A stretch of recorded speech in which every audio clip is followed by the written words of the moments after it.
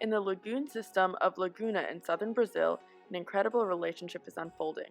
Fishermen and dolphins work together in organized hunts. Dolphins herd fish towards the beaches and signal to the fishermen using a variety of signals to serve as cues to tell fishermen when to cast their nets. How did this relationship form? And how does this relationship affect the dolphin's behavior? The cool thing about looking at this example of interspecific cooperation between two highly intelligent apex predators is that despite it seeming on the surface like an animal behavior anomaly, the truth is that this example shows how communication, social learning, interspecific cooperation, and intraspecific competition intersect. Furthermore, it highlights concepts of innate versus learned behaviors, despotic distributions, and the predator-prey arms race in an increasingly human-dominated world. When studying the dolphins of Laguna, Cantor et al. Was primarily looking into two main questions. How does foraging strategy affect the dolphins' home ranges? And do dolphins specialize in one of the two foraging strategies or dabble in both? They hypothesized that for their first question, if home range decreases with the relative frequency of cooperative foraging, then this foraging tactic may offer positive energetic outcomes in terms of reducing spatial requirements.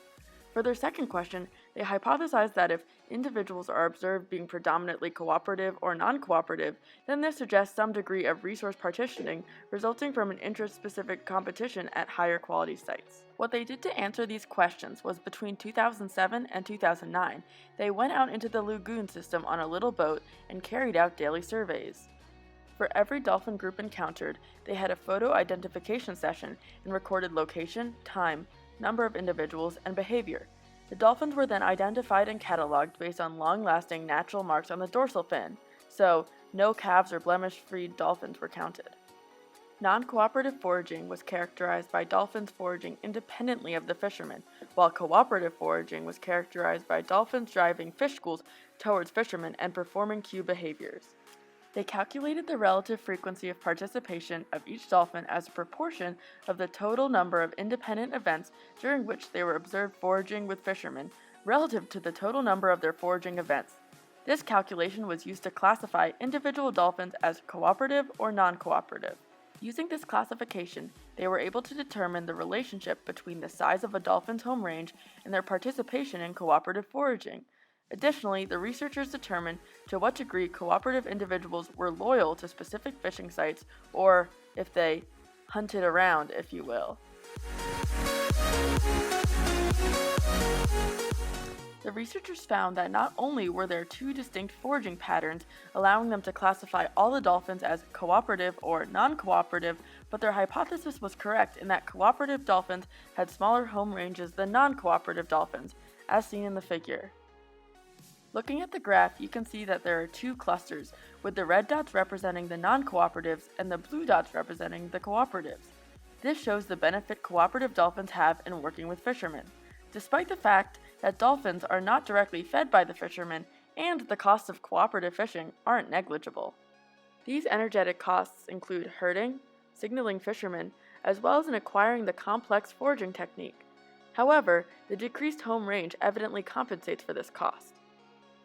If cooperative fishing is so beneficial, why don't all the dolphins in Laguna hunt with fishermen? This, the study concludes, shows the balance of the costs of increased foraging time versus intraspecific competition. Even among cooperative dolphins, this intraspecific competition is still at play. The most fit cooperative dolphins get to hunt exclusively at the highest quality fishing sites, while the less fit cooperative dolphins have to hunt at lower quality sites, which have both fewer fish and fewer fishermen. This fits nicely into our knowledge of despotic distributions. We can understand this dynamic between cooperative and non-cooperative dolphins by labeling cooperative fishing sites as a rich habitat due to the more efficient hunting, and the non-cooperative fishing sites as a poor habitat due to the less efficient hunting. This provides an excellent framework to quantify the balance between the efficiency of cooperative foraging and the increased interspecific competition. Since this study was published in 2018, more research has been done on the incredible human-dolphin interactions in Laguna. In another study, De Rosa et al. Showed the transmission of cooperative hunting strategy is similar in both the dolphins and the fishermen. They showed that fishermen who learned using vertical learning were more accurate in dolphin recognition, emphasizing the importance of parent-to-offspring learning in both parties in this mutualistic relationship. Interestingly, between 2012 and 2015, a bridge was being constructed in the foraging area of the non-cooperative dolphins, disproportionately affecting them. Agrello et al. Found that the construction, unsurprisingly, disrupted the cooperative-uncooperative equilibrium we observe in the Cantor et al. Study. Looking at the figure, you can see to what extent the bridge construction, which is indicated by the red line, affected dolphin distributions in Laguna. Agrello et al.'s findings show that foraging strategy in these bottlenose dolphins is plastic, which allows for cooperative dolphins to hunt in areas occupied by non-cooperatives and vice versa, in the event of an environmental disruption such as this. But more broadly, this shows how human influence can both be positive and negative forces in the success of animals.